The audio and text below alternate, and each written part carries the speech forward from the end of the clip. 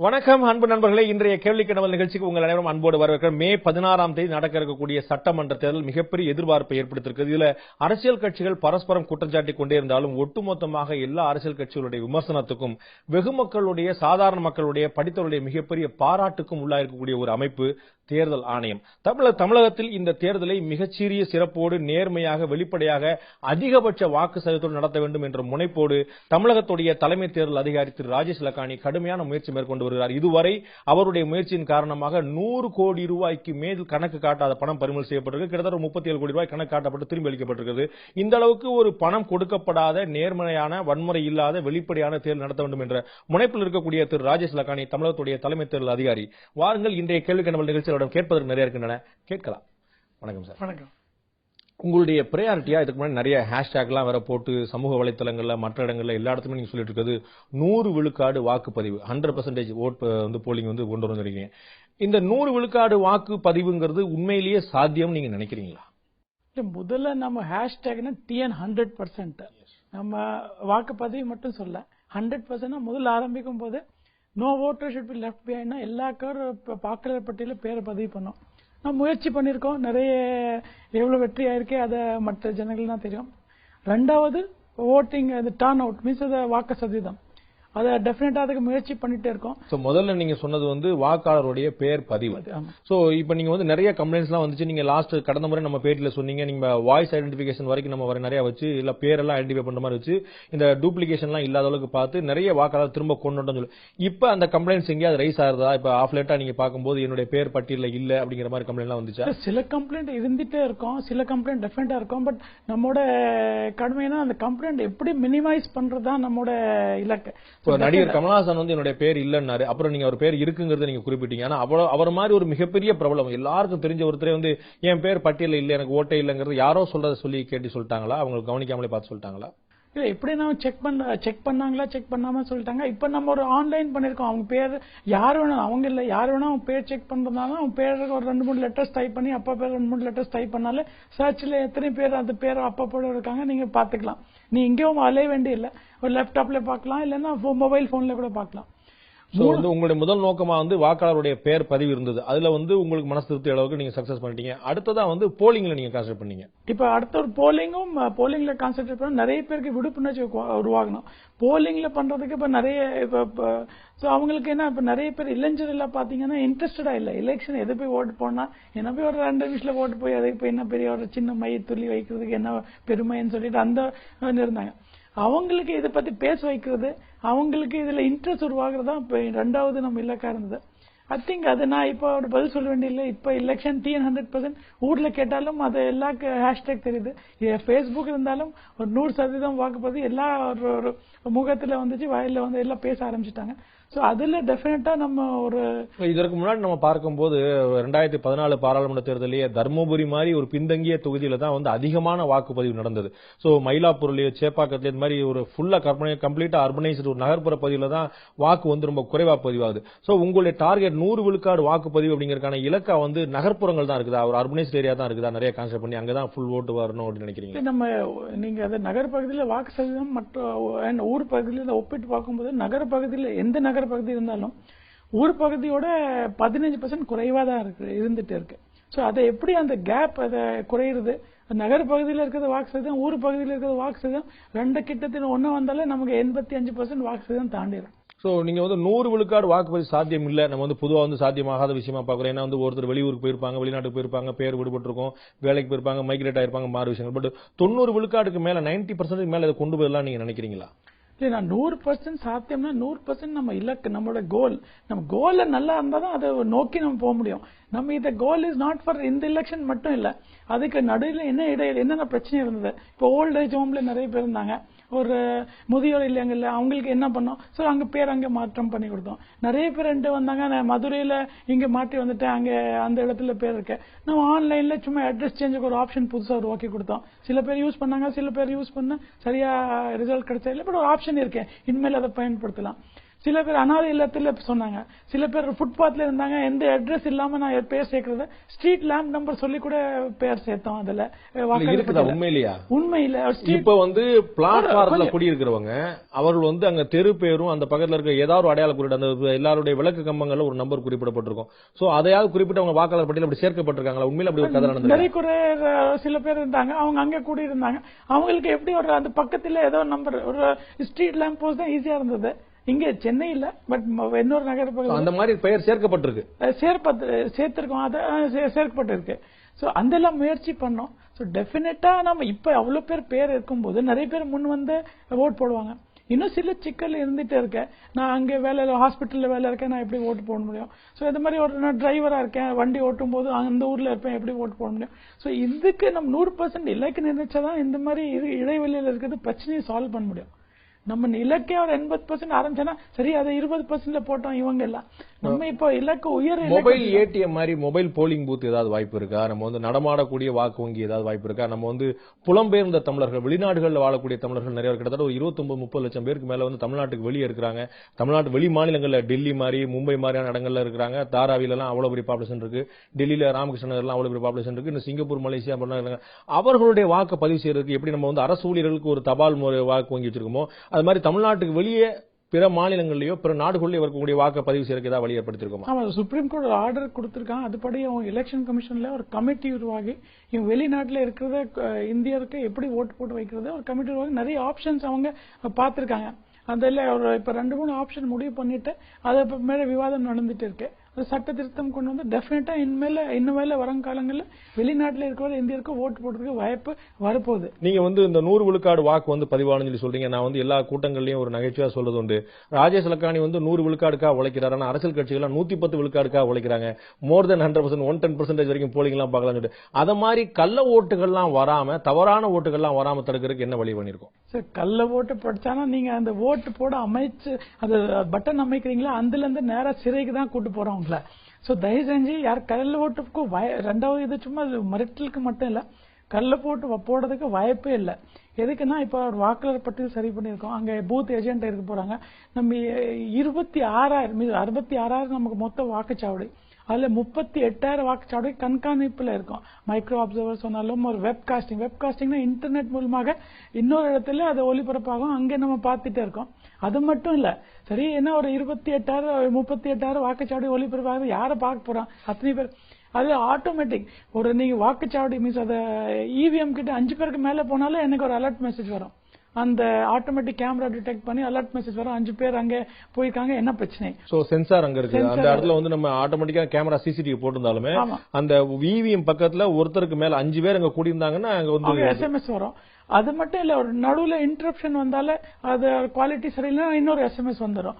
So அந்த மாதிரி ஒரு நிறைய ஒரு டோட்டல் ஆட்டோமேட்டட் சிஸ்டம் பண்ணிருக்கோம். தேர்தல் ஆணையம் கொடுத்த பூத் ஸ்லிப் கையில இல்ல அப்படின்னா அவங்க வாக்காளருடைய அடையாள அட்டை இருக்கு, கலர்லயும் பிளாக் அட்டை, அந்த அட்டையை காட்டி ஓட்டு போடலாம் இல்லையா? அது அட்டை காட்டி ஓட்டு போடலாம். அது வந்து ஒரு ட்ரபிள்குரிய விஷயமா? அதுல உங்கள்ட்ட ஏன் பூத் ஸ்லிப் இல்லங்கிறது ஒரு ப்ராப்ளமேட்டிக்கான விஷயமா? இல்ல, பூத் ஸ்லிப் இல்லன்னு ஒரு விஷயம் மீன்ஸ் உங்ககிட்ட பூத் ஸ்லிப் கொடுத்து நீங்க தொலைச்சிட்டீங்கன்னா அது வேற மேட்டர்.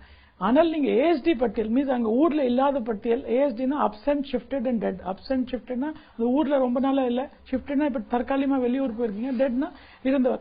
இந்த பட்டியல் அவங்க பேர் இருந்தால அவங்க என்ன விசாரிக்கணும், எப்படி பட்டியல் எப்படி பேர் வந்துச்சு, வேற என்ன ஆவணங்கள் வச்சிருக்கீங்க, அந்த ஆவணங்கள் சரியா இருக்கா? அட்லீஸ்ட் இல்லன்னா டக்குன்னு இதை காட்டணும் அப்படி ஓட்டு ஈஸியா போட முடியாது. இன்னும் ஆவணங்கள் காட்டு ஒரு பிரிசைடிங் ஆஃபீஸருக்கு திருப்தி அடைஞ்சாதான் அவங்க ஓட்டு போடுறதுக்கு அலோவ் பண்ணுவோம். முன்னாடி வந்து கள்ள ஓட்டு வந்து ஓட்டு பெட்டி இருந்தபோது கள்ள ஓட்டு போறது கொஞ்சம் சுலபமா இருந்தது. அதே மாதிரி இவிஎம் வந்த பிறகு கொஞ்சம் கஷ்டமாச்சு. அப்புறம் நீங்க சொன்னது போல பல நடவடிக்கை எடுக்கப்பட்டாங்க. போட்டோவோட ஐடி சேர்ந்து கொண்டதெல்லாம் ஒரு ஒண்ணுனா அடுத்தடுத்து இந்த கள்ள ஓட்டுங்கிறத ஒரு கல்ச்சர் வந்து ரொம்ப குறைச்சிட்டே வரக்கூடியதா இருக்கு. இதை தாண்டியும் சில வாய்ப்புகள் இருக்குன்னு நீங்க நினைக்கிறீங்களா, இல்லாட்டி 100% இந்த மாதிரி கள்ள ஓட்டு போடுறதுக்கான வாய்ப்புகளை சீல் பண்ணிட்டோம்னு நினைக்கிறீங்களா? இல்ல, கள்ள ஓட்டு போடுறதுக்கு வாய்ப்பு நம்ம நிறைய நடவடிக்கை எடுத்துக்கலாம். எனக்கு என்ன தோணுதுன்னா ஒரு 99.99% சீல் பண்ணிருக்கோம். தென் பை எலெக்ஷன்ஸ் எல்லாம் எப்படி இந்த மாதிரி கள்ள ஓட்டு போட்டாங்க, நிறைய போலிங் ஆச்சு, சில பூத்துகளை நம்ம பாக்குறோம் வந்து மோர் தென் ஓட்டர்ஸே வந்து ஓட்டு போலானதெல்லாம் நம்ம பாக்குறோம். அப்ப அங்கெல்லாம் எப்படி சாத்தியமா? இல்ல, இதுல 2 மேட்டர் இருக்கு. ஃபர்ஸ்ட், இந்த மாதிரி ஒரு வாக்குகள் சதவீதம் அதிகமா ஆகுனா அங்க இருக்கிறது பூத் லெவல் ஏஜென்ட் சரியா பார்க்காம இருப்பாங்க. இல்லன்னா ஏஎஸ்டி லிஸ்ட், அது absent shifted dead voter list அது சரியா ப்ரிப்பேர் பண்ணலன்னா அது பேர் இருந்தா அவன் டக்குன்னு கையெழுத்து போட்டிருப்பாங்க. கேட்பாங்க. இந்த தடவை அதை நம்ம கரெக்டா ப்ரிப்பேர் பண்ணிட்டு யார் யார் ஆக்சுவலா உண்மையா இல்ல அவங்களுக்கு அந்த பட்டியல சேர்த்திருக்கோம். இல்ல, அதுதான் என்னுடைய கேள்வி. இப்ப மெஷினை நம்ம முழுமையா நம்புறோம். சிசிடிவியோ, எலக்ட்ரானிக் ஓட்டிங் மிஷினோ, பிரிண்டட் பூத் ஸ்லிப்போ, இது எல்லாத்தையும் நம்புறோம். மெஷினை என்னால ஏமாத்த முடியல, ஆனா ஆட்களை என்னால வாங்க முடியும் இல்லையா? நான் போய் ஒரு பூத்ல 6 பேர் 7 பேர் அதிகாரிகள் இருக்காங்க. ஒரு வல்லமை பொருந்திய ஒரு ஸ்ட்ராங்கான ஒரு ஆள், பொலிட்டிக்கலா ரூலிங் பார்ட்டியோ அப்போசிஷன் பார்ட்டியோ, அங்க இருக்கக்கூடிய ஸ்ட்ராங் கேண்டிடேட், அவங்க ஹைலி இன்ஃபுளுன்ஸ் பண்றாங்கன்னா அதுல இருந்து எப்படி அந்த கேப்சரிங்னா பெட்டியை தூக்கிட்டு போறது இல்ல, பட் போலிங் ரொம்ப நியாயமா நடக்கிற மாதிரியே ஒரு டிராமடைஸ் பண்ணி அதை கொண்டு வரலாம் இல்லையா? அதுல இருந்து எப்படி நம்ம காப்பாத்துறோம்? அதுதான் சிபிஎஃப்பும் போட்டிருக்கோம், சென்ட்ரல் பார்லிமெண்டரி ஃபோர்ஸும் போட்டிருக்காங்க. அவங்க வெளியில இருப்பாங்க, அவங்க சந்தேகப்படுத்தா அவங்க ஆக்ஷன் எடுத்துக்கலாம். எல்லா இடத்துலயுமே அவங்களுடைய பிரசன்ஸ் இருக்கும். லோக்கல் போலீஸோட பிரசன்ஸ் தாண்டி எல்லா இடத்துலயுமே சிபிஓட பிரசன்ஸ். அந்த ஒரு நம்ம இந்த அடிப்படையில போறோம்னா எங்க கிரிட்டிக்கல் கொஞ்சம் சென்சிட்டிவ் பூத் இருக்கு, எங்க கொஞ்சம் நீங்க சொல்ல மாதிரி ஒரு பெரிய விஐபி நிக்கிறாங்க, அந்த சென்சிட்டிவ் பூத் இந்த இடத்துல அந்த மாதிரி வாய்ப்புகள் இல்லைன்னு சொல்லி வச்சுட்டாலும், போதிய பாதுகாப்பு இருக்குன்னு சொல்லி சொல்லிட்டாலும், இந்த சென்சிட்டிவான பூத்துகள், சென்சிட்டிவான தொகுதிகள் ஏதாவது அடையாளம் கண்டிருக்கீங்களா? அப்படி எத்தனை அடையாளம் கண்டிருக்கீங்க? ஒரு பதட்டம் நிறைந்த வாக்குச்சாவடிகள் அல்லது பதட்டம் நிறைந்த தொகுதிகள் அப்படின்னு தொகுதி நம்ம என்ன இந்த தரம் பதட்டம் இல்ல தொகுதியா அடையாளம் கண்டுல. நம்ம இது பணப்பட்டுவாடல யார் மணி மேட்டர்ஸ்ல என்னென்ன சென்சிட்டிவ் தொகுதினா 94 தொகுதி நம்ம கணக்குல எடுத்து அங்கே கூட கூடுதல் செலவுன்னு பார்வையாளர் போட்டிருக்கோம். மட்டில் ஏற்பாடு அதிகமா பண்ணிருக்கோம். அங்கே ஒரு ஈவன் துணை ராணுவம் அதிகமா போட்டிருக்கோம். இதை வெப்காஸ்டிங் அதிகமா பண்ணிருக்கோம். மட்டெல்லாம் ஏற்பாடு அந்த பிளைங் ஸ்குவாட் எண்ணிக்கையும் அங்கே அதிகமா படுத்திருக்கோம். சோ அந்த பினான்சியலி சென்சிட்டிவ் இங்க எக்ஸ்பெண்டிச்சர் சென்சிட்டிவ் கான்ஸ்டிட்யூன்சி சொல்லக்கூடிய 94 இருக்கு. ஃபர்ஸ்ட் டைமா வன்முறை ஏற்படுமோ, பிரச்சனை ஏற்படுமோ அப்படிங்கிற மாதிரி பதட்டத்தை தாண்டி நிறைய பணம் இன்ஃபுளுன்ஸ் பண்ணுமோ அப்படிங்கிற ஒரு பதட்டம் வருது. சோ சென்சிட்டிவா நீங்க ரெண்டா பிரிச்சிருக்கீங்க. வயலன்ஸ் இருக்கக்கூடிய சென்சிட்டிவான ஏரியா, அப்புறம் எக்கனாமிக்கலா பைனான்சியலா சென்சிட்டிவா இருக்க ஏரியா. சோ வன்முறை ஏற்படுங்கிற அச்சத்தை விட பணம் அதிகம் படுங்கிற அச்சம் இருக்கக்கூடிய தொகுதியில் தான் அதிகம். நீங்க சொல்றது ரைட். பிகாஸ் நம்ம தேர்தலுக்கு ஆணையம் இங்க வரும்போது ஒவ்வொரு டைம் அரசியல் கட்சிகள் அதான் முதல்ல கோரிக்கை வச்சாங்க, பணம் பட்டுவாடா பண்றதை தடுத்துங்க. அதான் நம்ம ஒரே ஒரு கோரிக்கையா இருக்க, வேற ஒன்றும் பண்ண வேண்டிய அவசியம் இல்ல. மீதி கொஞ்சம் சின்ன சின்ன ஏதோ சொல்லிட்டு இருந்தாங்க தவிர்த்து மேஜரா பேசும்போது ஆரம்பிக்கும் போது முடியும் போது இதே ஒரு கோரிக்கையை வச்சாங்க. சோ அதனால தேர்தல் ஆணையம் ஒவ்வொரு இதுக்கு நிறைய இப்ப பாத்தீங்கன்னா டெல்லியில இருந்து மட்டும் மாநிலத்திலிருந்து தேர்தல் பார்வையாளர் வருவாங்க.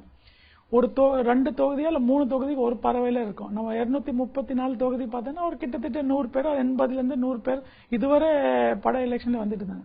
இந்த தடவை எவ்வளவு பேர் வந்திருக்காங்கன்னா 353 பேர் இதுவரை வந்துட்டாங்க. அது இல்லாம 118 பேர் நாளைக்கு வராங்க. இந்த பார்வையாளர்களால என்ன பண்ணணும்? தேர்தல் பார்வையாளர்கள் நியமனம் சொல்லி போட்டுட்டே இருக்கோம், எல்லா நாளும் தலைப்புச் செய்திகளா வந்துட்டு இருக்கு, இத்தனை பார்வையாளர் வந்தாங்க பார்த்தாங்க. இந்த பார்வையாளர்களால என்ன செய்ய முடியும்? அவங்க கண் முன்னாடி ஒரு தப்பு நடக்குது, அது பொருளாதார ரீதியா பணம் கொடுக்கறதாவோ இல்லாட்டி வாக்குச்சாவடியில் அத்துமீறதாவோ வேற ஏதோ காரணங்களா ஏதோ ஒரு விஷயம் வயலன்ஸ் கோட் ஆஃப் கண்டக்ட மீறி ஒன்று நடக்குது அப்படின்னா what he can do that? He can do anything. நான் சொல்றதே அது பார்வையாளர் நம்ம can he stop the election? he can even counter recommend பண்ணலாம் இல்லையா? இப்ப எலெக்ஷன் கமிஷன் நேரா அவங்களோட this is eyes and ears of election commission. அவங்க தான் எலெக்ஷன் கமிஷன் நம்ம இருக்கிறது நம்ம ரிப்போர்ட்டோட அவங்க என்ன சொல்றாங்க, அவங்களுக்கு ஒன்னும் ஸ்டேக்ஸ் இல்ல, அவங்க நியூட்ரலா இருக்கிறதுனால அவங்க சொல்றதும் அதிகமா கேட்பாங்க. சோ அவங்க என்ன ஒரு பெரிய தப்பு நடக்குதுன்னா நம்பிக்கை நம்ம வெளியில it's not a free and fair election சொன்னால election can also be countermanded. அந்த அளவுக்கு அவங்களுக்கு பவர்ஸ் இருக்கு. அவங்க ரெக்கமெண்ட் பண்ணோம், முடிவு பண்ணது எலெக்ஷன் கமிஷன் தான் ஆகும். But they can recommend. நீங்க தேர்தல் வாக்குப்பதிவை 100 விழுக்காடு கொண்டு வரதுக்கு எவ்வளவு முயற்சி பண்ணீங்களோ அந்த அளவுக்கு பணப்புழக்கத்தை நிறுத்துறதுக்கு முயற்சி பண்ணல அப்படிங்கிற குற்றச்சாட்டை மறுப்பீங்களா? நீங்க you concentrate more on the polling percentage, not on the stopping the money flow. இல்ல, ஃபர்ஸ்ட் ஆஃப் ஆல் அந்த குற்றச்சாட்டு யார் சொல்றாங்க அவங்க மனசாட்சி படி சொல்லிட்டோம் நான் சொல்ல விரும்புறேன். நம்ம இந்தியால இதுவரை பணம் பட்டுவாடா 100 கோடி நம்ம யாரு பறிமுதலே பண்ணல. இந்தியால இன்கம் டாக்ஸ் வந்துட்டு யாரு இல்லன்னா என்ன ஆகும், பணம் பட்டுவாடா பண்ணீங்கன்னா ஒரு செக்ஷன்ல போடுவாங்க, அத ஒரு ஸ்மால் ஃபைன் தான் இருக்கு, ஃபைன் போட்டு பணம் திருப்பி எடுத்துட்டு போயிடுவான். இப்ப இன்கம் டாக்ஸ் இருக்கனால அந்த பணம் அரசு கஜானாக்கு போயிடும். அதுக்கப்புறம் கேஸ் போயிட்டு இருக்கோம், அந்த டாக்ஸ் கட்டணும். அது இருக்கு. First time income tax 100 crore எந்த மாநிலத்திலும் ஒரு கேஷ் சீசர் இல்ல, அதுவும் இருக்கு. நம்ம எஃப்ஐஆர் பாத்தீங்கன்னா நிறைய எஃப்ஐஆர் இருக்கு, அது போட்டுக்கோம். ரெண்டாவது நம்ம என்ன ஒரு தொகுதிக்கு 234 தொகுதியில பாத்தீங்கன்னா கடந்த எல்லா எலெக்ஷன்ல எந்த மாநிலம் எடுத்தாலும் ஒரு தொகுதிக்கு ஒரு பறக்கும் படை போடுவாங்க, ஏதோ கம்ப்ளைண்ட் வந்துச்சுன்னு அங்க போய் பாக்குறதுக்கு. இந்த தரம் ஒரு தொகுதிக்கு ஒண்ணு கிடையாது, 25 மொத்தம் 7500 பறக்கும் படை, மொத்தம் 120 இருக்குது. சென்ட்ரல் பார்லிமெண்ட் ஃபோர்ஸ் 300 கம்பெனி வருது. என்னன்னா ஐடினா ஏதோ எஸ்எம்எஸ் இப்போ ஒரு சர்ச் பண்ணும் ஒரு ரேட் பண்ண இருந்தானா முதல்ல கலெக்டர்கிட்ட கேட்கணும், சிஇஓட்ட கேட்கணும், அங்க இருக்கிற ஆர்டிஓட்ட கேட்கணும், கலெக்டர் நினைக்கிறாரா இல்லையா. இப்போ அதெல்லாம் தாண்டி நீங்க ஒரு கம்ப்யூட்டர்ல பதிவு பண்ணுங்க, போன் பண்ணுங்க, கம்ப்யூட்டர்ல எஸ்எம்எஸ் ஃபிளைங் ஸ்குவாட் போயிடும், ஃபிளைங் ஸ்குவாட் போயிட்டு இன்கம் டேக்ஸ் கூப்பிடுவாங்க, சர்ச் பண்ணுவாங்க, வேலை முடிஞ்சது. சிஇஓக்கும் தெரியாது, கலெக்டருக்கும் தெரியாது. இதெல்லாம் ஒரு புது முயற்சி. அது மட்டும் இல்ல, பணம் பட்டுவாடா பண்றதுக்கு நிறைய பேருக்கு தெரியல. நம்ம நோ ஃபில் அக்கவுண்ட் இருக்கு. நோ ஃபில் அக்கவுண்ட்னா ஒரு ஏழை மக்களோட பேங்க் அக்கவுண்ட். அதுல ஏதோ பணம் டிபாசிட் ஆகுது, அதை கம்ப்ளைண்ட் சொன்னாங்க, அதுவும் வாட்ச் பண்ணிட்டு இருக்கோம். பேங்க்ல 1 லட்சத்துக்கு மேல எத்தனை டிரான்சாக்சன் இருக்கு, 10 lakhs மேல எவ்வளவு டிரான்சாக்சன் இருக்கு, பணம் எங்க இருந்து வருது, அதை வாட்ச் பண்ணிட்டு இருக்கோம். அது இண்டிவிஜுவல்ஸோட அக்கவுண்ட்ஸ்ல இருந்தா இல்லாட்டி கம்பெனி கார்பரேட் எதுவா இருந்தாலும் எனி அக்கவுண்ட். பல இண்டஸ்ட்ரியில வந்து மோர் தென் lakh டிரான்சாக்சன் வந்து எவ்ரிடே நடக்கும். Cash transaction, cash withdrawal or deposit both. Okay. பணம் இப்ப நிறைய பேர் சொன்னாங்க டாப் அப் பண்ணுவாங்க. இது எதுவும் சொன்னாங்க, இது மொபைல் டாப் அப் பண்ணாங்க. மொபைல் டாப் அப் சென்னையில எவ்வளவு நடக்குதுன்னு யாருக்கு தெரியாது, எனக்கு தெரியும். எந்த வெண்டருக்கு எவ்வளவு பண்றாங்க, லாஸ்ட் வருஷத்துல எவ்வளவு அவருக்கு வருமானம் வந்துச்சு, இப்ப எவ்வளவு வருமானம் வருது எனக்கு தெரியும். ஆன்லைன்ல எவ்வளவு பண்ணிருக்காங்க, எந்த பகுதியில இப்ப நீங்க எவ்வளவு டாப் அப் பண்ணிருக்கீங்க எனக்கு தெரியும். நான் உங்க பேர் தெரியாது, பட் உங்க பகுதியில எத்தனை பேர் பண்ணிருக்காங்க அது. சோ அந்த அளவுக்கு நம்ம கண்காணிப்பு தீவிரப்பட்டிருக்கோம். அவர் ஸ்லோகன் இஸ் TN 100%. நான் முதலும் சொன்னேன் 100% வாக்குப்பதிவு, 100% நேர்மை. ஸோ ரெண்டுக்கு நம்ம முயற்சி பண்ணிட்டு இருக்கோம். அண்ட் டெஃபினட்டா நம்ம ஸ்ட்ராட்டஜியா சேஞ்ச் பண்ணிட்டு இருக்கோம். So definitely we are doing all out effort. பணப்புழக்கத்தை கட்டுப்படுத்துறதுக்கு ஒரு நேர்மையான தேர்தல் நடத்துறதுக்கு என்ன முயற்சி உண்டு அதை பண்ணிட்டு இருக்கோம் சொன்னீங்க. நீங்க வந்து டாப் அப் பண்றதுல இருந்து பேங்க் அக்கௌண்ட்ல இருந்து சாமானியோட பேங்க் அக்கௌண்ட்ல இருந்து கார்பரேட்டோட பேங்க் அக்கௌண்ட்ல இருந்து 1 லட்சம் 10 லட்சம் எல்லா டிரான்சாக்சன் எவ்ரிதிங் வந்து மற்றவங்களுக்கு தெரியாத விஷயங்கள் தெரியுது. டெலிபோன் டேப்பிங் நடக்குதோ, போன்கள் ஒட்டு கேட்கப்படுறது இல்ல, அது நம்ம பண்ண முடியாது. போன் டேப்பிங் நம்ம பண்ண முடியாது. எலெக்ஷன் கமிஷன் பண்றது வந்து வருமான வரித்துறை பண்ணலாம் சொல்லி சொல்லுவாங்க. இல்ல, அது வருமான வரி பண்றாங்க எனக்கு தெரியல. பட் போன் டேப்பிங் நம்ம அந்த சைடுக்கு போல, நமக்கு போன் டேப்பிங் பண்ண வேண்டிய அவசியம் இல்ல. நீங்க சொன்னப்ப எனக்கு இன்னொரு டவுட் வருது. இவ்வளவு பப்ளிக்கோடைய டீடைல்ஸ் டேட்டாஸ் வந்து உங்கள்ட்ட வரும்போது, உங்கள்ட்ட ராஜேஷ் லக்கானிட்ட மட்டுமே இல்ல, உங்களுக்கு வந்து you will have one force. உங்களுக்கான நீங்க சொன்ன இன்ஸ்டிடியூட் ஆஃப் மேத்தமெட்டிக்கல் சயின்ஸ் மாதிரியான நிறைய சப்போர்ட்டர்ஸ் அங்க இருப்பாங்க உங்களுக்கு சப்போர்ட் பண்றதுக்கு. இப்படி என்னுடைய private account details and private operations, money transaction இதெல்லாம் வந்து பப்ளிக் டொமைன்ல போகும்போது அது மிஸ்யூஸ் ஆகாதா? டெஃபினட்டா நீங்க சொல்றது அது ஒரு வாய்ப்பு இருக்கும். அதனால அதுக்கும் நம்ம ஏற்பாடு பண்ணிருக்கோம். நம்ம அதுல என்ன நியூட்ரலைஸ் அக்கவுண்ட் சொல்லுவாங்க. நியூட்ரலைஸ்னா உங்க பேங்க் போன் நம்பரும் எப்படி உங்களுக்கு ஒரு யூனிக்லி ஐடென்டிஃபை பண்ண முடியும். அந்த ஐடென்டிஃபை ஒன்லி சஸ்பெக்ட் கேசஸ்க்கு தான் பண்றோம், எல்லாருக்கும் பண்றது இல்ல. கம்ப்யூட்டர்ல எக்ஸெப்ஷன் ரிப்போர்ட் சொல்லுவாங்க, இது டவுட்ஃபுல் கேசஸ். டவுட்ஃபுல் கேசஸ்க்கு தான் மட்டும் நம்ம நெக்ஸ்ட் ஸ்டேஜ்க்கு போக முடியும், தவிர்த்து எல்லா கேசஸ்க்கு டேட்டா நம்ம பார்க்க முடியும். சோ டவுட்ஃபுல் கேஸ் அப்படிங்கறது ஐடென்டிஃபை பண்றது மிஷின் தான், மேனுவல் கிடையாது. மேனுவல் கிடையாது. நம்ம ப்ரீசெட் அதுல இத்தனை அமௌண்ட்டுக்கு மேல இத்தனை ஹவர்ஸ்க்குள்ள 24 ஹவர்ஸ்க்குள்ள இதுக்கு மேல டிரான்சாக்சன் இருந்தா பாருங்க சொல்லி சில நாம்ஸ் போட்டு வச்சிருக்கோம். சோ அதை ஐடென்டிஃபை பண்றது தனியா குறிக்கிறது வந்து மிஷின் தான், கம்ப்யூட்டரைஸ் பண்றோம். பட் அந்த டாக்குமெண்ட்ஸ் அதுக்கப்புறம் டேட்டாஸ் வந்து மேனுவலா போகும்போது, நீங்க சொல்லக்கூடிய ஆபீசர்ஸ் போகும்போது அவங்களுக்கு வந்து அதுல சஸ்பெக்டா பார்த்து 4 மொத்தம் ஒரு 100 டிரான்சாக்சன் நடக்குது, நம்ம வந்து ஐடென்டிஃபை பண்ணி எடுக்கிறோம். ஒரு சஸ்பீசியஸா 100 டிரான்சாக்சன் இருக்குன்னா அதுல 4 டிரான்சாக்சன் வந்து உண்மையிலேயே ஒரு மால் பிராக்டிஸா இருக்கலாம். பட் மிச்சர் கூட 96 டிரான்சாக்சன் வந்து வேற ஒரு மேன் பவர்ட்ட போகுது இல்லையா? அது சேஃப்டி ஃபீச்சர். இது முதல்ல செக்யூரிட்டி லாக். ரெண்டாவது செக்யூரிட்டி லாக்னா யார் நேம் நம்ம சொல்றதே இல்ல. ஃபர்ஸ்ட் ஆஃப் ஆல் இது யாரோட டைரக்டா லிங்க் பண்ண முடியாது. ஒரு போன் இருந்தானா நம்ம போன் நம்பர்ல 2-3 டிஜிட் மறைச்சிரும். மீன்ஸ் ஒரு 10 டிஜிட் இருக்குன்னா ஒரு 4 டிஜிட் மறைச்சிட்டானா யூ கேன் அவர் யூனிக்லி ஐடென்டிஃபை பண்ண முடியாது. சோ அந்த மாதிரி நிறைய செக்ஸ் அண்ட் பேலன்ஸ் பண்ணிருக்கோம். சோ பப்ளிக் டொமைன்ல அது மிஸ்யூஸ் ஆகக்கூடாது அப்படிங்கறது நீங்க பார்த்து வச்சிருக்கீங்க. நீங்க எல்லா data is encrypted. You can't ரொம்ப ஒரு காப்பி பண்ணிட்டும் போக முடியாது. ஒரு சிஸ்டம் அதுல லேக் ஆகும். இன்னொரு சொல்ல போனா நம்ம டேட்டா அவ்வளவு கம்ப்யூட்டரைஸ் பண்றதுக்கு நம்ம கிளவுட்ல நம்ம எவ்வளவு சிஸ்டம் நம்ம அந்த கம்ப்யூட்டர் சிஸ்டம் ஹேக் பண்றதுக்கு முயற்சி நடந்துட்டு இருக்கு. நம்ம நிறைய சஸ்பிஷியஸ் என்ட்ரியா பார்த்திருக்கோம். அவ்வளவு ஹேக் பண்றது பாக்குறாங்க, அது என்ன டேட்டா இருக்கு நம்ம எடுக்கிறது முயற்சி பண்றாங்க. But we have a secure system. யாரும் அதுக்கு உள்ள நுழைய முடியல. ஹேக்கிங் எல்லாம் நீங்க தடுத்துருக்கீங்க. நீங்க 100 கோடி ரூபாய் இது வரைக்கும் நம்ம பறிமுதல் பண்ணிருக்கிறோம். அதற்கு கிட்டத்தட்ட 37 கோடி ரூபாய் நம்ம திருப்பி கொடுத்துருக்கோம், அக்கௌண்ட்ஸ் காட்டினாங்கன்னு. கிட்டத்தட்ட ஒரு 60 கோடி ரூபாய் வரைக்கும் நம்ம வந்து சீஸ் பண்ணிருக்கோம். அரசுடைய கஜானா இருக்கு. இதுல அரசியல்வாதிகளுடைய பணம் தான் அப்படின்னு சொல்ல முடியாது எவ்வளவு இருக்கு. நம்ம வந்து அமௌண்ட் 100 கோடி 60 கோடி இருந்தாலும் இதுல அரசியல்வாதிகளோட பணம் இது வந்து ஓட்டுல குடுக்கறக்கா வைக்கப்படும். சில இடங்களில் நான் சர்ப்ரைஸா பார்த்தேன், பேங்க்ல ஏடிஎம்ல போடுறதுக்கா பணம் கூட போயிருந்துச்சு. அவங்க வந்து வேன்ல வச்சுட்டு போறாங்க, செக்யூரிட்டி எல்லாம் போறாங்க, அதுக்கப்புறம் கணக்கு காட்டுறாங்க, சம்பந்தப்பட்ட பேங்கோட பணம் சொல்லி நம்ம திருப்பி கொடுத்துருக்கோம். இந்த மாதிரி அரசியல்வாதிகள் பணம் வாக்காளர்களுக்கு கொடுக்கறக்கா வச்சிருந்த பணம் 100% சொல்ல முடியுங்கிற அளவு என்ன பெர்சன்டேஜ் இருக்கும் அந்த 60 கோடியில? நான் நினைக்கிறேன் இப்போ அவ்வளோ இப்ப நீங்க ஒரு 50 லட்சம் கேஷ் கையில எடுத்துட்டு போறீங்க, 3 லட்சம் 5 லட்சம் கேஷ் கையில எடுத்துட்டு போறீங்க, எதுக்கு இந்த நேரத்துல இது நம்ம எவ்வளவு தடை விதிருக்கோம் கேஷ் எடுத்து போறாத. சோ அவ்வளவு பணம் எடுத்துட்டு போறீங்க, ஒரு 50 லட்சம் ஒரு இடத்துல 50 லட்சம் பிடிச்சிருக்கோம், ஒரு இடத்துல நேத்து கூட ஒரு வீட்டுல 15 லட்சம் வச்சு பிடிச்சிருக்கோம். எதுக்கு 15 லட்சம் வீட்டுல வச்சுக்கணும்? உங்களுக்கு தெரியும் எலெக்ஷன்ல எந்த டைம்ல சர்ச் நடத்துக்கலாம். அப்போ டெஃபினட்டா ஒரு உள்நோக்கம் இருக்கு.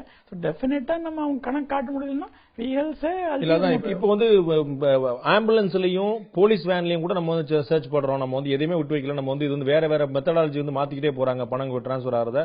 அதனால ஆம்புலன்ஸையும் போலீஸ் வேனையும் கூட நம்ம சர்ச் பண்றோம்னு சொன்னா, அந்த மாதிரி பாதுகாக்கப்பட்ட வாகனங்கள், இதற்கு முன்னாடி சந்தேகத்துக்கு உட்படாத வாகனங்கள் ஏதாவது பணம் பறிமுதல் செய்யப்பட்டிருக்கா? ஆம்புலன்ஸ் இல்லாம கடத்துவாங்க, போலீஸ் வேன் இல்லாம கடத்துவாங்க அப்படிங்கிற மாதிரி சஸ்பீஸா ஏதாவது பணம் இது வரைக்கும் ரெக்கவர் பண்ணிருக்கீங்களா? இப்ப இருக்கிறது மேஜர் பணம் கிடைத்ததுல நமக்கு என்ன ஒரு டிப் ஆஃப்ல தான் நம்ம சேவ் பண்ணிருக்கோம். சர்ச்லயும் கிடைச்சிருக்க. பட் இது மாதிரி கவர்மெண்ட் ஆம்புலன்ஸ் வாங்கினதுல ஒன்னும் பெரிய பணம் பறிமுதல் பண்ணாங்க. சமத்துவ மக்கள் கட்சி தலைவர் சரத்குமாரோடைய வண்டியில இருந்து 9 லட்சம் ரூபாய் நம்ம பறிமுதல் பண்ணோம். அப்ப நீங்க சொன்னீங்க அதுக்கு ஒரு கணக்கு அவர் காட்டினா கூட நம்ம அவருக்கு திருப்பி கொடுக்க மாட்டோம், ஏன்னா கேண்டிடேட் வந்து இவ்வளவுதான் வச்சிருக்கணும்னு ஒரு கணக்கு இருக்கு. அதனால அவருடைய 9 லட்சம் ரூபாய் போனதான் நம்ம திருப்பி பண்ண கொடுக்க போறோம்னு சொன்னீங்க. இது வந்து ஒரு அரசியல் கட்சி தலைவருடைய வண்டியில் நம்ம பண்ண மாதிரி மற்ற பெரிய அரசியல் கட்சி தலைவர்கள்ட்ட இது மாதிரி ரைடு நடத்துறதுக்கு வாய்ப்பு இருக்கா? அது மாதிரி ஏதாவது வாய்ப்புகள் இருக்கா? திமுக தலைவர் கருணாநிதியோ, அதிமுக பொதுச்செயலாளர் தமிழக முதலமைச்சர் ஜெயலலிதாவோ, ஸ்டாலினோ, இது மாதிரி பிரபலங்கள் நம்ம சரத்குமார்ட்ட பண்ணோம், அது மாதிரி மற்றவங்கள்ட்ட பண்றதுக்கான வாய்ப்புகள் இருக்கா? இல்ல இப்ப நம்ம செக் பண்றதுக்கு இப்ப நம்ம கிளியர் ஸ்டார் கேம்பெயினர்ஸ் 1 லட்சத்துக்கு மேல பேர் அவங்க வண்டியில பணம் வச்சு கூடாது ஒரு சட்டமே இருக்கு. அவங்க எம்சிசில சொல்லிருக்காங்க ஸ்டார் கேம்பெயினர் எந்த நேரத்திலும் 1 லட்சத்துக்கு மேல வச்சு கூடாது. He is also star campaigner வண்டியில இருந்தது. நம்ம என்ன போய் ரேட் பண்ணல, செக் போஸ்ட்ல போகும்போது நம்ம எல்லா வண்டி செக் பண்ணும்போது அவன் வண்டியும் செக் பண்ணோம், என் வண்டியும் செக் பண்ணாங்க செக் போஸ்ட் தாண்டும் போது. எந்த வண்டியும் செக் பண்ணலாம். யாரும் விதிவிலக்கு கிடையாது, யாருக்கு விதிவிலக்கு கிடையாது. ஓகே. சென்னையில எக்மோர்ல மாண்டியத் ரோட்ல வந்து ஒரு 10 கோடி ரூபாய் பறிமுதல் பண்ணப்பட்டதுன்னு ஒரு செய்தி வந்தது. உடனே அதுக்கப்புறம் அப்படி பறிமுதல் பண்ணப்படலாம் சொல்லி சொல்லப்பட்டது. உண்மையிலேயே அப்படி 10 கோடி ரூபாய் பறிமுதல் பண்ணப்பட்டதுன்னா எவ்வளவு பண்ணப்பட்டது? இல்ல இன்கம் டாக்ஸ் டிபார்ட்மெண்ட் டெஃபினட்டா ஒரு ரேட் நடத்தினாங்க. ஒரு சென்னையில இருக்கிறது ஒரு எக்மோர் நினைக்கிறேன், மாண்டியத் ரோட எனக்கு தெரியல. பட் அவங்க அங்க பணம் கிடைக்கல. அவங்களுக்கு ஒரு டிப் ஆஃப் ஒரு இன்டர்நேஷனல் கால்ல இருந்து அவங்களுக்கு டிப் ஆஃப் வந்துச்சு. அது எலெக்ஷன் கமிஷனுக்கு வரல, அவங்க நேரா அவங்க ரேட் பண்ணாங்க. டெஃபினட்டா அங்க ஆனால் அவங்க உறுதியா சொல்றாங்க பணம் கிடைக்க, அவங்க பணம் அவங்களுக்கு அவங்க ரேட் பண்ணும்போது சிக்கல.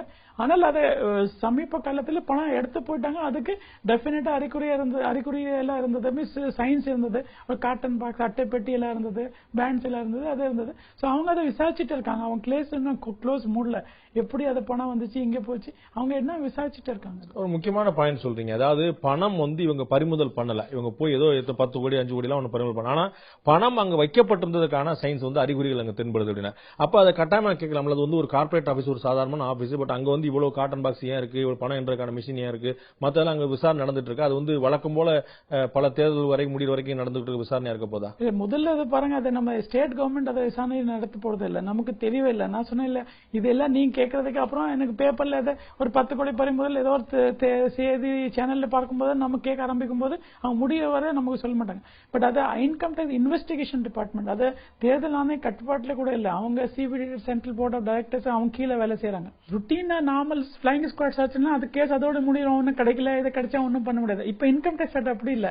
அவன் அங்கே எப்படி வந்திருக்கேன் அந்த கால்ல, இது பணம் யார் இந்த வீட்டுல வந்தாங்க போனாங்க, யார் ஓனர், அவர் ஓனர் இங்கே இருக்காரு, எப்படி பணம் வந்துச்சு, இது டவுட்ஃபுல்லா இருக்கு, அவங்க சம்மன் பண்ணிட்டு அது விசாரணை நடந்துட்டே இருக்கும். ஓகே. அது மாதிரி இந்த சென்னையில அந்த எக்மோர் நடந்து வந்து டிஎம்கே ரிலேட் பண்ணி சொல்லப்பட்டது. அதே மாதிரி ஏடிஎம்கே ரிலேட் பண்ணி கரூர்ல வந்து கிட்டத்தட்ட ஒரு 10 கோடி ரூபாய் பறிமுதல் செய்யப்பட்டதா சொன்னது. ஆனா 100 கோடி இருக்கும், 400 கோடி இருக்கும், ஆனா வந்து வெளியே வந்தது இவ்வளவுதான். இது வந்து வெளியில சொன்ன அமௌண்ட் சின்னதா ஒரு சின்ன சம் சொல்லிட்டாங்க, ஆனா உள்ள பிடிபட்டது பெரிய அமௌண்ட் சொல்லி பாமக நிறுவனர் ராமதாஸ்ல இருந்து நிறைய பேர் சொன்னாங்க. அதுல வந்து டிரான்ஸ்பரன்சி உண்மையிலே என்ன நடந்திருக்கோ அதுதான் வெளியில சொன்னதுதான் உண்மையில நடந்திருக்கா? இல்ல அதான் நமக்கு எந்த நம்ம எலெக்ஷன்ல நம்ம சொல்லுவோம் அந்த IT information technology and income tax தான் ஒரு சிறந்த அம்சமாகும். சப்போஸ் இதே நம்ம ஸ்டேட் கவர்மெண்ட் எம்ப்ளாயி சர்ச் பண்ணிருந்தாங்கன்னா டெஃபினட்டா இதை குற்றச்சாட்டு எல்லா தலைவரும் எல்லாம் திருப்பி சொல்லிட்டு இருப்பாங்க. ஆனால் இன்கம் டேக்ஸ் நம்ம கட்டுப்பாட்டுல இல்ல, அவங்க சென்ட்ரல் கவர்மெண்ட் சிபிடிடிக்கு உள்ள இருக்காங்க, investigation department, everything has been videographed. சோ அது சந்தேகத்துக்கு வாய்ப்பு இல்ல. எவ்வளவு பறிமுதல் செய்யப்பட்டதோ அதுதான் வெளியே சொல்லப்பட்டிருக்குது. அந்த கேஸ் இட் இஸ் நாட் அவங்க என்ன நான் அவங்க சொல்லி முடிவு அவங்க என்டையர் இன்ஃபர்மேஷன் கொடுக்கறது இல்ல, நமக்கு அவன் நீட் டு நோ பேசிஸ் தான் இன்ஃபர்மேஷன் கொடுக்கறான். எக்மோர்ல நடந்த ரைடும் கரூர்ல நடந்த ரைடும் தேர்தல் ஆணையம் சொல்லி நடந்த ரைடு இல்ல, தேர்தல் ஆணையத்துக்கு தெரிஞ்சும் நடந்த ரைடு இல்ல. இது அவர்கள் வந்து அந்த இடத்துல ரைடு போறாங்க, அதன் பிறகு வந்த இன்ஃபர்மேஷனை எங்களை மாதிரி தான் நீங்களும் தெரிஞ்சுக்கிறீங்க. இல்ல நமக்கு என்ன கம்ப்ளைண்ட் சிலதுல கம்ப்ளைண்ட் வந்திருக்கும். அங்க இப்ப அரசியல் I am talking about these particular two cases. these two cases கூட கம்ப்ளைண்ட் அடிப்படையில் தானே போனாங்க. சில கம்ப்ளைண்ட் பேரலா வரும், நம்மகிட்டயும் வரும், அவங்ககிட்டயும் வரும். இதுல முதல்ல யார் இன்கம் டேக்ஸ் பண்ணாங்க, ஃபிளைங் ஸ்குவாட் பண்ணாங்க, நம்ம செக் பண்ணா நமக்கு தெரிய போகுது. பட் டெஃபினட்டா அவங்க actual search was done by flying income tax department in both the cases. பல கட்சியில நம்ம பார்த்தோம், நம்ம வந்து வேட்பாளர்களை நியமனம் பண்ணும்போதே நீ எவ்வளவு செலவழிப்பன்னு கேட்டு தான் பண்றாங்க. டாப் பொலிட்டிக்கல் பார்ட்டிஸ்ல இருந்து கீழ இருந்து நீ எவ்வளவு ஸ்பெண்ட் பண்ணுவோம் அப்படிங்கிற 28 லட்சம் ரூபாய் நம்ம வந்து பிக்ஸ் பண்ணிருக்கோம். ஆனா அது தாண்டி நிறைய செலவு பண்றதுக்கான வாய்ப்பு இருக்குன்னு கம்முடா பாக்குறோம். சோ வேட்பாளர்கள் பணம் கொடுக்கறத நம்மளால தடுத்துற முடியும் நீங்க நம்புறீங்களா? டெஃபினட்டா நம்ம கொடுக்க. அதனால தான் இப்ப உங்களுக்கு தெரியும், இப்ப இந்த தடவை எலெக்ஷன்ல இன்னொரு பண்ணோம், வேட்பாளருக்கு அனுமதி கொடுக்கறது ஆன்லைன் பண்ணிட்டோம். அதுல அவங்களுக்கு சுலபமா இருந்தது, அது வேற விஷயம். பட் எனக்கு கணக்கு தெரியும், இந்த மீட்டிங்ல அவர் எத்தனை சேர் கொண்டு வந்து வைக்கிறாரு, அது கூட இப்ப அவரால் மறைக்க முடியாது. இப்போ ஒரு 10,000 பேர்னா 10,000 சேர் வச்சுக்கணும். அந்த வச்சு எனக்கு எவ்வளவு செலவு பண்ணிப்பாரு அந்த மீட்டிங்ல எனக்கு கணக்கு தெரியும். முதல்ல இது வாய்ப்பு இல்லாம இருந்தது. இப்போ ஒரு ஷேடோ எக்ஸ்பெண்டிச்சர் ரெஜிஸ்டர் இருக்கு. அவர் இங்க கட்சி ஆபீஸ் ஓபன் பண்றாரு, எவ்வளவு ரெண்ட் வாங்குறாரு, அந்த பகுதியில் எவ்வளவு ரெண்ட் இருக்கு, அந்த கூட இன்ஃபர்மேஷன் நம்ம கம்ப்யூட்டரைஸ் இருக்கும்போது நம்ம எவ்வளவு செலவு பண்றோம்னா கரெக்டா கணக்குல இருக்கிறதுக்கு வாய்ப்பு இருக்கு. மீட்டிங்ல இருக்கிறது செலவு கூட கணக்குல எடுக்கிறதுக்கு நம்ம வீடியோகிராஃப் பண்ணி ஒரு ஆள் அங்கே கொண்டு வரப்பட்ட ஆள் எவ்வளவு செலவு பண்ணாரு, எவ்வளவு பிரியாணி ரூபாய் கொடுத்தாங்க, எவ்வளவு ரூபாய் அங்க அவங்களுக்கு வந்து கொடுத்தாங்க, வண்டி செலவு யாரு பண்ணாங்க, அதை கூட கணக்குல எடுத்துட்டு டோட்டல் போட்டுட்டு இருக்கோம். ஸோ டெஃபினட்டா நம்ம முயற்சி பண்ணி என்னென்ன லூப் ஹோல் இருக்கு அதை பிளாக் பண்ணிட்டு இருக்கோம். இங்க அதை வெள்ளம் வெளியே வரதுக்கு வாய்ப்பு இருக்கு, அதை மூடிட்டு இருக்கோம். டெஃபினட்டா நிறைய ஓட்ட இருக்கும், அதை அடைச்சிட்டே இருக்கும். ஆமா, ஓட்ட இருக்கிறத அடிச்சுட்டே இருக்கோம். இன்னும் நிறைய அடிச்சிருக்கோம்.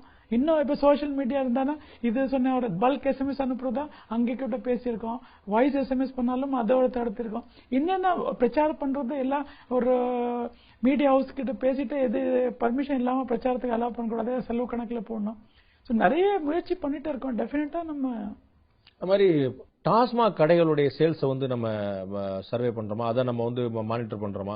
ஏதாவது ஒரு மாநாடு இப்போ வந்து திருச்சியில ஒரு கூட்டம், மதுரையில் ஒரு கூட்டம், திருநெல்வேலியில் கூட்டம், சேலத்தில் ஒரு கூட்டம் நடக்குது, ஒரு பெரிய கட்சியுடைய தலைவர் பேசுறாங்கன்னு அங்க இருக்கக்கூடிய சுத்தி இருக்கக்கூடிய கடைகள்ல டாஸ்மாக் சேல்ஸ் ஏதாவது மானிட்டர் பண்றோமா? அதுக்கு ஏதாவது சம்பந்தம் இருக்குதா?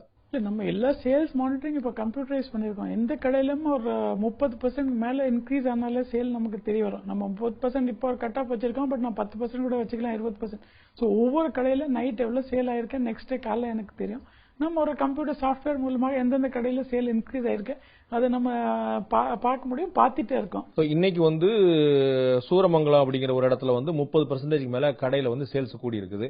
அதை நீங்க தெரிஞ்சு அப்புறம் இது வந்து எதற்காக கொடுக்கப்பட்டது நீங்க எப்படி தெரிஞ்சுப்பீங்க? நீங்க இது வந்து ஓட்டுக்காக தான் 30% சேல்ஸ் கூடி இருக்குங்கிறது புருவன், அது வந்து ரெக்கார்ட்லயே வந்துருச்சு. பட் இந்த மது வந்து இதற்காக தான் பயன்படுத்தப்பட்டதுங்கிறது எப்படி நீங்க உறுதிப்படுத்துவீங்க? இல்ல, இப்ப நமக்கு நிறைய சோர்ஸ் இருக்கு. இப்ப உங்களுக்கு தெரியும் 58,000 எங்க மீட்டிங் நடந்தது இதுவரை யாருக்கு தெரியாது. மொத்தம் ஒரு எலெக்ஷன் டைம்ல எத்தனை மீட்டிங் நடக்குது, என்ன பார்ட்டி மீட்டிங் நடக்குது யாருக்கு தெரியல. இப்ப எனக்கு ஒவ்வொரு இடத்துல எந்த மணி நேரம் ஆரம்பிச்சாங்க, எப்ப முடிச்சாங்க, எத்தனை சேர் வச்சாங்க, எத்தனை பேர் வச்சாங்க கூட எனக்கு தெரியும். டெஃபினட்டா நம்ம இந்த எத்தனை பீர் வச்சாங்களும் தெரியும், எத்தனை சேர் எத்தனை பீர் வச்சாங்க வரைக்கும். சோ அந்த எல்லாம் டெஃபினட்டா கோரிலேட் பண்றதுக்கு டெஃபினெட்லி வாய்ப்பு இருக்கு. இது வரைக்கும் நம்ம வந்து 58,000க்கு மேல கூட்டம் வந்து நடந்திருக்கோம். 58,000 அனுமதி கொடுத்திருக்கோம். இந்த தரம் 29 ஹெலிகாப்டர் பர்மிஷன் கொடுத்திருக்கோம். எந்த தேர்தல்ல உங்களுக்கு தெரியுமா, கடந்த தேர்தலில் எத்தனை ஹெலிகாப்டர் இறங்குனாங்க, எத்தனை ட்ரிப் நடத்தினாங்க. சோ அந்த மாதிரி நம்ம டெஃபினட்டா இந்த தரம் பிகாஸ் எல்லாம் கம்ப்யூட்டரைஸ் இருக்கனால டிஸ்அட்வான்டேஜ் அட்வான்டேஜ் அது ரெண்டு ஒப்பிட்டு பார்க்கும்போது டெஃபினட்டா அவங்க சுலபமா இருக்கு. பட் இது கண்காணிப்பா கொஞ்சம் ஓட்டு இருக்குது, நம்ம மூடுறதுக்கு நிறைய வாய்ப்புகளை கொடுத்து. பொதுமக்களுடைய டிப் கொடுக்கறதுல அவங்க புகார் சொல்றதுல எத்தனை பெர்சன்டேஜ் வந்து அக்யூரசி ரேட் போயிருக்கு? நிறைய ஹோக்ஸ் கால், நிறைய தேவையில்லாத கால்ஸ் வருதா, இல்லாட்டி மேக்ஸிமம் பெர்சன்டேஜ் வந்து உருப்படியான கால் தான் கிடைக்குதா? இல்ல, நமக்கு 1% இல்ல 2% கால் தான் கரெக்டா இருக்கு. 98% கால் ஹோக்ஸ் காலா இல்ல ஏதாவது ஒரு தாழ்ப்புணர்ச்சியோட கொடுத்த கால இவங்க அவங்க மேல சொல்றது, ஒரு பார்ட்டி இன்னொரு பார்ட்டி மேல, இன்னொரு பார்ட்டி அவங்க பார்ட்டி, ரெண்டு பார்ட்டி மாறி மாறி. இந்த மாதிரி கிடைக்கிற டிப்ஸ்ல ஹார்ட்லி 2% தான் வந்து ஃபேக்சுவலா இருக்கக்கூடிய வாய்ப்புகள் இருக்குது. ஆக்சுவலா இருக்கு. இப்ப பார்த்து கணக்கு பார்த்தாலே 1-2% தான் கரெக்டா இருக்கு. இரவு நேரங்கள்ல திடீர்னு ஒட்டுமொத்தமா கரண்ட் போகுது, அது வந்து பணம் கொடுக்கறக்கா போற விஷயம் தான். இப்படி திடீர்னு எல்லா ஏரியாலும் எப்படி போகணும், சென்னையில ஒரு நம்ம சம்பவத்தை குறிப்பிட்டு காட்டி எல்லா எதிர்கட்சிகளுமே குற்றம் சாட்டினாங்க. நீங்க கூட தேர்தல் மின்வாரியத்திட்ட நீங்க கருத்து கேட்டிருந்தா காரணம் கேட்டிருந்தா சொன்னாங்க. அதுல என்ன நடந்துச்சு? இல்ல மின்வாரத்துல கேட்கும்போது முதல்ல கரண்ட் கட்னா கரண்ட் இல்லாதனால கரண்ட் கட் இல்ல. மின்வாரம் சொன்னாங்க நம்ம கிட்ட கரண்ட் ஷார்டேஜ் இல்ல, சர்ப்ளஸா மின்சாரம் இருக்கிறது, அதனால அந்த நாள்ல நம்ம பவர் கட் பண்ணல. ஆனால் இந்த இப்ப சம்மர்ல டிமாண்ட் அதிகமா இருக்கும். சம்மர்ல டிமாண்ட் அதிகமா இருக்கிறதுனால அவங்களுக்கு தெரியும் எல்லா இடத்துல ஏசி ஓடும், டிமாண்ட் சரியா கொடுக்கணும். சில சமயத்துல ஒரு பிரச்சனை நடத்துக்கலாம், அதனால கூட மின்வெட்டு நடத்துக்கலாம். ஆனால் இது மட்டும் இல்ல, பிகாஸ் இப்ப ஒரு தெருவுல கரண்ட் ஆஃப் பண்ணா அங்க ஃபியூஸ் எடுத்துட்டாலும் டிரான்ஸ்ஃபார்மர்ல அதை ஆஃப் பண்றதுக்கு வாய்ப்பு இருக்கும். சோ அது தடை பண்றது. பட் பல்கா ஒரு மேஜர் ஏரியால பல இடங்கள்ல சென்னையில ஒரே நேரத்துல கரண்ட் கட்டு போச்சு அப்படிங்கும்போது ஒரு நீங்க சொன்ன மாதிரி சர்ப்ளஸா மின்சாரம் இருக்கும்போது சந்தேகத்தை ஏற்படுத்ததானே செய்யும். அது இல்ல, அதுதான் சொல்றேன். இப்ப நம்ம சம்மர்ல டிமாண்ட் அதிகமா இருக்கும், சில சமயத்துல ஒரு ஃபீடர் ட்ரிப் ஆயிடுச்சுன்னா அதனால ஒரு நிறைய ஏரியால கரண்ட் போறதுக்கு வாய்ப்பு இருக்கு. ஒரு டெக்னிக்கல் டிஃபெக்ட், எலக்ட்ரிசிட்டி ரொம்ப நம்ம ஏதோ பிரச்சனை இருந்தாலும் அப்படி தொட்டிட்டு சரி பண்ண முடியாது. அது ஒரு பார்த்து அதற்கான விளக்கம் மின்சார வாரியம் சொன்னாங்களா உங்கள்ட்ட? அது உங்களுக்கு சாட்டிஸ்ஃபேக்டரியா இருந்ததா? இந்த சென்னையில இருக்கிற மின்வெட்டுக்கு டெஃபினட்டா அவங்க தெளிவா பதில் சொல்லியிருக்காங்க. இந்த டெஃபினட்டா ரொம்ப ஸ்ட்ராங் டெக்னிக்கல் ரீசன்ஸ் இருக்கு. பட் அது மட்டும் நம்ம விட போறது இல்ல. இதுல ஒரு சென்னையில இருக்கிறது ஒரு பேட்டர்ன் இல்ல, பட் ஒரு பேட்டர்ன் இருந்தா டெய்லி இந்த பகுதியில அரை மணி நேரம், அந்த அதுக்கப்புறம் நெக்ஸ்ட் டே அந்த மாதிரி பேட்டர்ன் இருந்தா டெஃபினட்டா we are ask them to follow. இது மாதிரி பேட்டர்ன் இருக்கான்னு செக் பண்ணுங்க.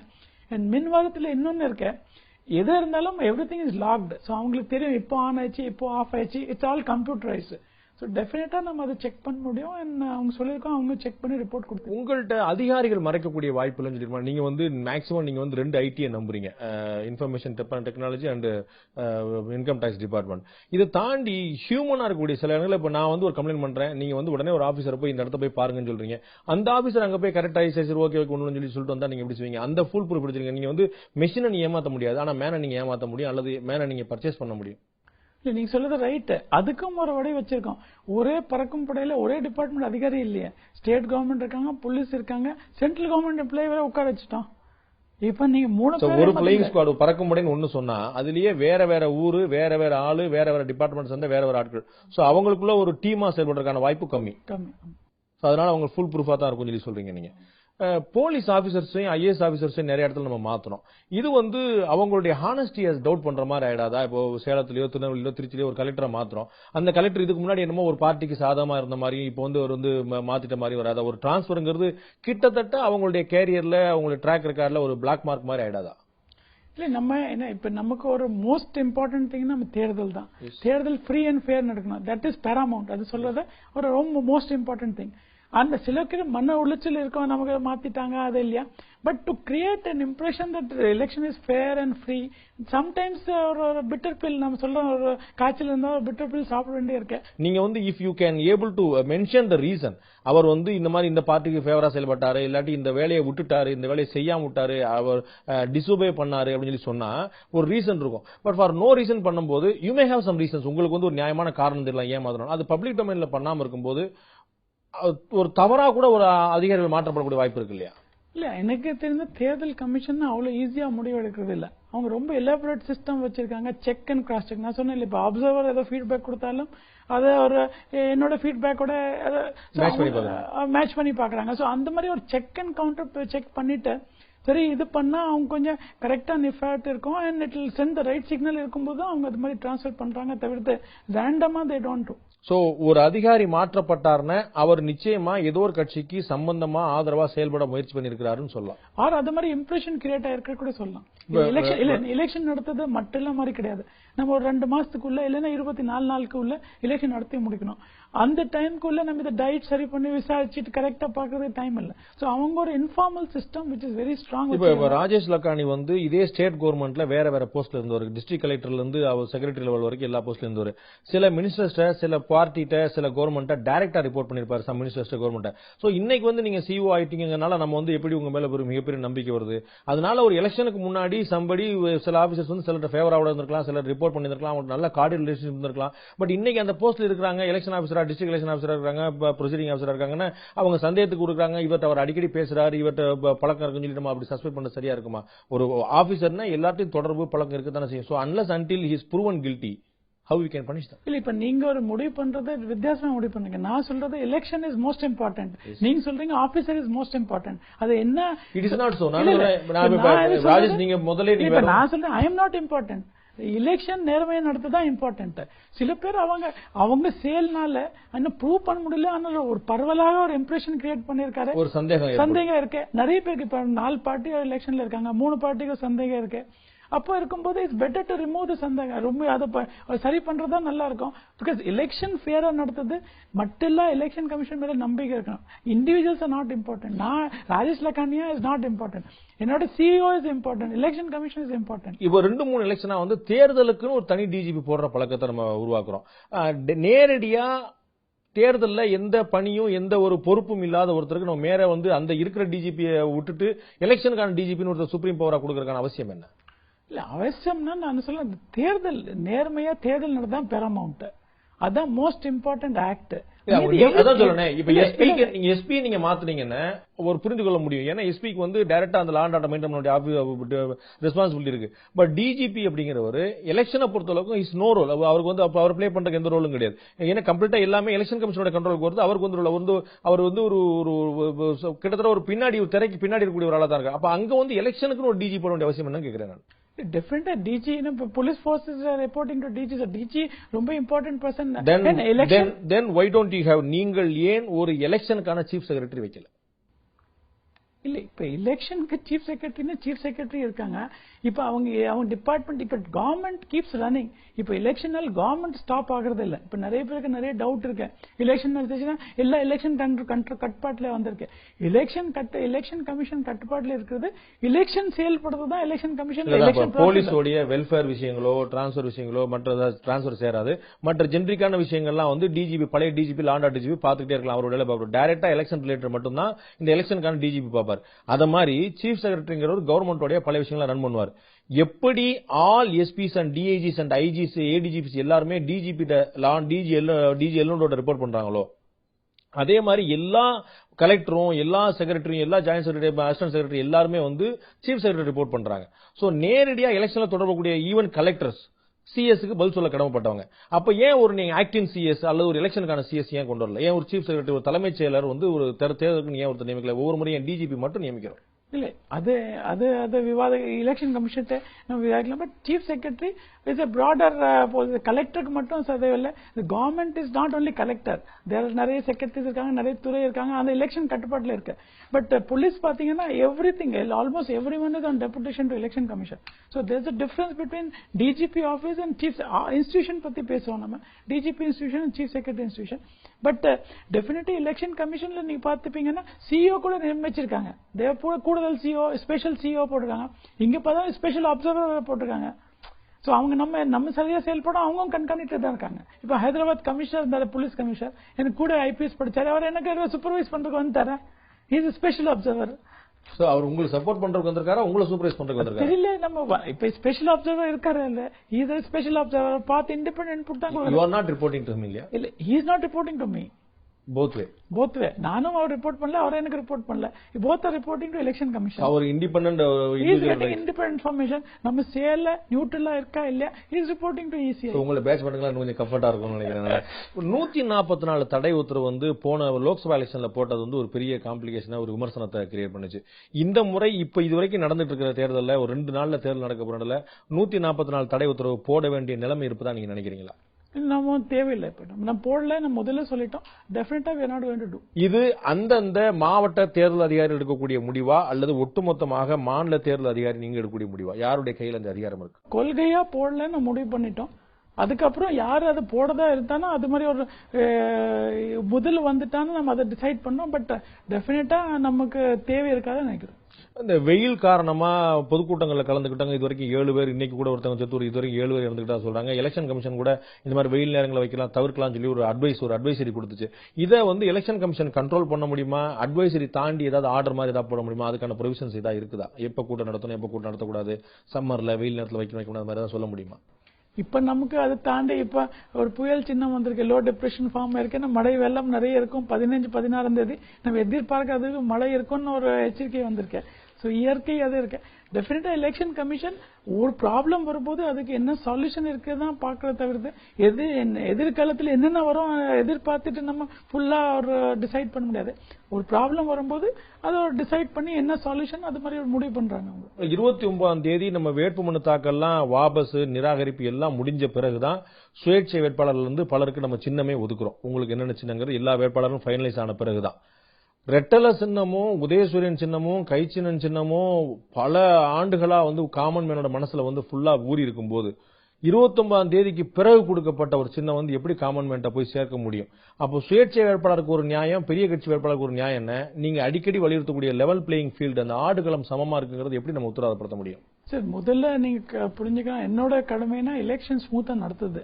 கொள்கை முடிவு எடுத்ததை நம்ம பார்லிமெண்ட்ல விவாதித்து ஒரு கூட முடிவு பண்ணிருக்காங்க. இந்த மாதிரி தான் எலெக்ஷன் நடத்தணும், இதுதான் விதிமுறை. அந்த விதிமுறை மாற்றதா இருந்தாலும் பார்லிமெண்ட்ல போனா அது ஜனங்கள் என்ன நம்ம எலெக்டட் ரெப்ரசன்டேட்டிவ் என்ன ஃபீல் பண்றாங்க அது மாதிரி தான் இருக்கும். சோ இதே ஒரு கொள்கை முடிவு, இது மாதிரி இது ஒரு டிசிஷனா இருக்கேன், இது சரியான செயல்பட்டுதான் என்னோட கடமை, அதை நான் பண்ணிட்டு இருக்கேன். அது மாதிரி செய்திகள்ல வந்து தொலைக்காட்சியிலேயோ செய்தித்தாள்லயோ வந்து செய்திகளா நம்ம வந்து இப்ப 14ஆம் தேதி சாயந்தரம் 6 மணியோட நீங்க வந்து எல்லா பொலிட்டிக்கல் ஆக்டிவிட்டிஸ், அதாவது ஓட்டரை இம்ப்ரெஸ் பண்ணக்கூடிய இன்ஃபுளுன்ஸ் பண்ணக்கூடிய விஷயங்கள் தவிர எல்லாத்தையுமே நிப்பாட்டிடும் சொல்லியிருக்கிறோம். செய்தித்தாள்ல செய்தி நிறுவனம் தொலைக்காட்சியோட விளம்பரம் வந்து தொடர்ந்து வரும், அதுக்கு தடை இல்லைன்னு நான் நினைக்கிறேன். இல்ல, இப்ப நம்ம election 126(p) of RP act, representation people act என்ன சொல்லுதுன்னா 14ஆம் தேதி 6 மணிக்கு அப்புறம் ஏதோ விதமாக எலெக்ஷன் மேட்டர்ஸ் டெலிவிஷனா எலக்ட்ரானிக் மீடியால ஒளிபரப்பு பண்ணக்கூடாது. அப்போ வந்து டிவில வந்து விளம்பரங்கள் போடலாமா போடக்கூடாதா?